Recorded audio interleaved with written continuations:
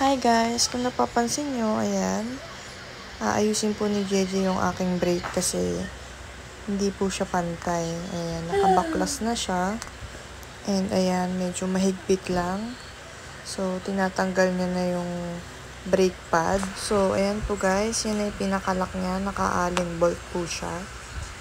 Ayan, 2 piraso lang po yan. Madali lang naman siya tanggalin. Kayang-kaya na siya ng babae. So, ito nga po pala yung brake pad ng aking e-bike. Medyo madikit lang siya kasi may pinakalak po siya eh. Ayan, parang may spring. Ayan siya. Ganyan po yung itsura niyan. Parang pang motor din pero magkaiba po yung sa motor ha. Mas malapad po yung sa motor. Ayan na po yung pinaka-brake pad niya. So, hindi siya pantay guys. Kaya kailangan pupudpudin yan. Para pumantay dun sa disc brake niya. So, yan. Napapansin nyo. Diba? Pudpud na siya. Pero, hindi pa totally pudpud yung isa. Kaya ang gagawin niya, ipapantay niya na lang. Then, ayan. Ginagrind niya na. Para lang magpantay. Yung isa po yung pinaka-pudpud na. Pero yung isa hindi pa. Pero kaya pa naman to, matagal pa to. Bali, 1 year mahigit na yung e-bike ko, magto 2 years na po siya. Hindi pa ako nagpapalit ng brake. Kaya mas maganda talaga ang disc brake kesa sa drum brake.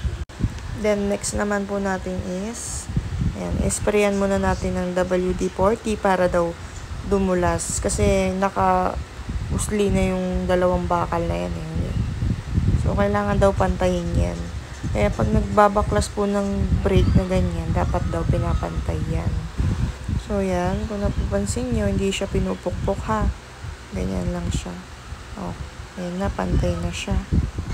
So, ibabalik na lang ulit natin yung tinanggal kanina. Yung Allen bolt na tinatawag daw. Kasi hindi siya screw eh. Allen po siya. Kailangan mo lang pantayin yan para pumasok siya ulit. So, after po nyan, syempre, ibabalik po natin siya dun sa kabitan niya, yung sa may disc brake. So, yan. Bantayin nyo lang po ulit yan para maayos po yung pagkakakabit. Tapos, pakihigpitan na lang din po yung mga tornilyo para iwas disgrasya din po kasi yan po yung pinaka-importanting hinihigpitan, yung brake. Okay po? So, sa mga gusto po magpagawa, just PM me. Ayan. Usap tayo. Thank you for watching po. Yun lang. Bye!